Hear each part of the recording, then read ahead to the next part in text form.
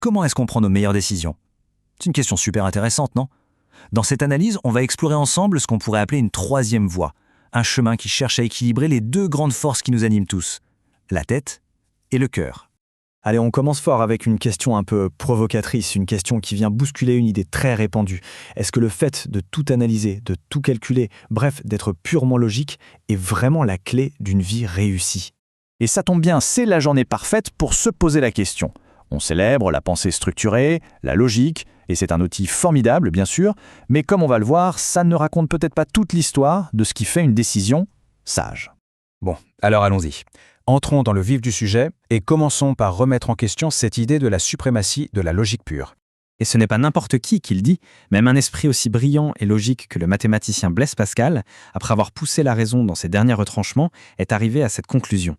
Il a compris que certaines vérités essentielles, celles qui nous guident vraiment dans la vie, eh bien, elles échappent au simple calcul. D'ailleurs, cette tension entre raison et émotion, ce n'est pas du tout une idée nouvelle. Si on regarde du côté de la sagesse antique, on voit qu'ils se posaient déjà la question depuis bien longtemps. Prenons les stoïciens par exemple. On a souvent cette image un peu caricaturale d'eux, comme s'ils étaient des robots froids, sans émotion. Mais en réalité, leur pensée était beaucoup plus fine que ça. Pour eux, la raison n'était pas la destination finale, c'était un outil au service de quelque chose de plus grand, la sagesse. En fait, pour des penseurs comme Épictète, le but ultime n'était pas la logique pure, c'était ce qu'ils appelaient la phronésis. C'est un mot grec qui est un peu difficile à traduire, mais qui désigne une sorte de sagesse pratique, l'intelligence de la situation, l'art de savoir quoi faire au bon moment. Et ça va bien au-delà du simple raisonnement.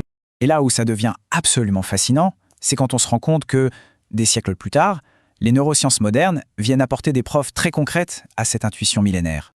Il y a ce neuroscientifique, Antonio Damasio, qui a mené des recherches assez incroyables. Il a étudié des cas très particuliers. Des personnes qui, suite à des lésions cérébrales, avaient perdu leur capacité à ressentir des émotions, mais dont les facultés de raisonnement étaient, elles, restées intactes. Alors, à votre avis, que s'est-il passé? On pourrait imaginer qu'ils sont devenus des êtres hyper rationnels, des machines à prendre des décisions parfaites.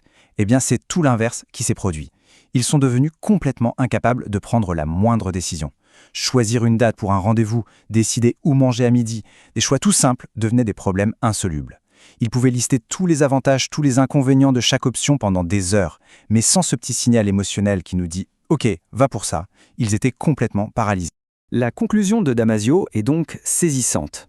Loin d'être un parasite ou un obstacle à la bonne décision, l'émotion est en fait le guide indispensable de la raison. C'est elle qui nous aide à trier, à donner de la valeur aux options et à nous orienter vers ce qui compte vraiment pour nous. Bon, d'accord. Donc si la raison toute seule ne suffit pas, et si l'émotion pure n'est pas non plus la solution, qu'est-ce qu'on fait? Quelle est l'alternative? C'est là qu'intervient le concept de la troisième voie, qui est au cœur de l'essai Life and File dont s'inspire cette analyse. L'idée, ce n'est pas de choisir un camp. C'est de mettre en place un dialogue, une sorte de friction productive entre les deux. On peut voir ça comme une conversation constante à l'intérieur de soi. D'un côté, la logique froide, presque mécanique, de l'ordinateur. De l'autre, l'intuition, le ressenti, notre part la plus humaine.